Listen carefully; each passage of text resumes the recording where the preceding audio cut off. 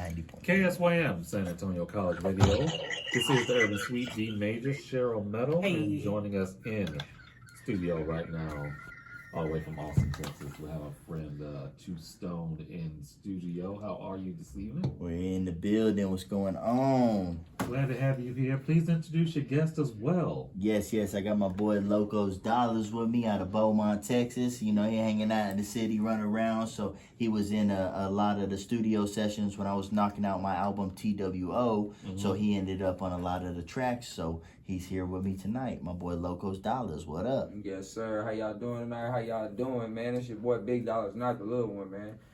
Straight from Beaumont all the way to San Antonio, 210. That's what's up. And just kind of playing the background. In the background, we have Chocolate Goddess. She's out of California. She's out here in Texas now. So I have her on a previous album. And we also have a song called We Outside.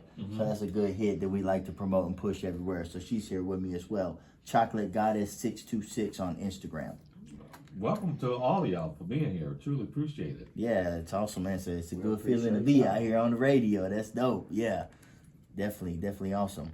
Definitely. Give us a little bit of history, man. If I'm kind of going through your Instagram right now, that's a lot to go through. It's a lot to go through, yeah. Something that I like to push a lot is actually my website, www.im2stoned, STONED.com. My website has everything, you know, take 10-15 minutes, run through that, and you learn a lot about me. So my biography is very detailed from the start of about 2012, 2013, first starting up, just wanting to be in the scene, and then just dibbling and dabbling with everything. I'm an artist first, promoter, hustler, management, business promo, just kind of getting where I fit in as far as the industry itself.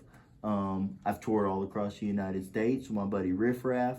We've got a couple big songs with Paul Wall, Lil Kiki, Lil Flip, a lot of Texas legends. So I've done a little bit of everything. Wow, that's what's up. Now, Cheryl kind of got a contact with you when she was recently in Austin visiting our friend Casino. So that's how y'all made the connection. Like I said, you've known Casino since you kind of got started? Yeah, so Casino ATX was one of those Austin legends. You know, he's been around for such a long time, as well as people like LOEGs is a good, name group from Austin back in the day. Die Slow. So me being 15, 16, running around with my buddy DJ Currency, I was already in the mix with guys like this, Casino ATX. He was in a group. So just staying in touch as I grow and, evolve over the next 10, 15 years. We've just stayed in contact, and it's great. He's a great guy. The Partyville mayor. He has his own day in Austin, Texas. So I've definitely been able to learn a lot of good things from him, and vice versa. So yeah, we've been great friends as well as good business partners and whatnot, and a lot of ventures throughout the game. Yeah, we love Casino. He's on fire. He's got, like I said, all kinds of different dealings and business ventures, etc., that have always either caused us to cross paths. So we've always stayed in touch and close. So he's a great guy for sure. Yes. That's great, man. I'm able to soak up all the analogies. He's a legend in these streets, man. We were doing the my new album TWO. I recently dropped, so I was doing these different release parties type things at different facilities, and so he has the Stash Spot ATX with a guy named Chef out there, and so we utilized the spot, and that's where Cheryl was at, and we were able to make that connection to come for this interview. So everything happens for a reason, for sure. Man, your earliest influences in getting into hip hop, before you ran into Casino and everyone else, what's some of your earlier influences? Yeah, so besides just a lot of the Austin legends, I would definitely have to say on a broader aspect of the industry, definitely your Texas legends like Paul Wall, of course Riff Raff, and just guys running the scene.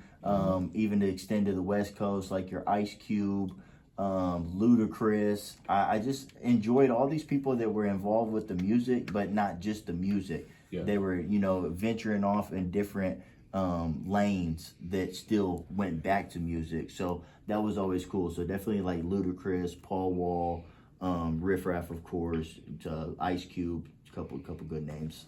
Yeah, great names. Classic Cube, just. Oh yeah. That was like one of my first big concerts. He came out to Auditorium Shores for some type of free event in Austin. I remember being a kid, and it was something involved with the city that he came to. And performance is big for me. Twista is a great performer. Oh, Live performance makes a big difference. So I'm big on seeing and executing with my live performance. So Ice Cube on the influence of like being able to control that crowd. He's really good at it for sure. Yeah, something about a live performance that can truly inspire what you're doing on stage and in the studio. I tell you, yeah, that energy is everything for sure. What was your first project? When did your first project drop? Oh man, my first project was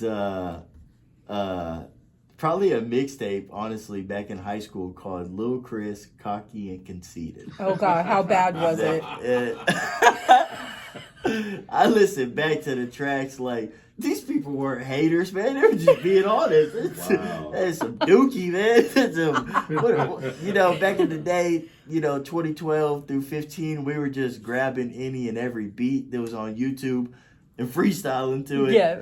And calling it a mixtape and uploading it to my mixtapes and live mixtapes and live, LimeWire, all those different DatPiff. So just dibbling and dabbling, yeah. I've come a long way. But you learned a lot from it.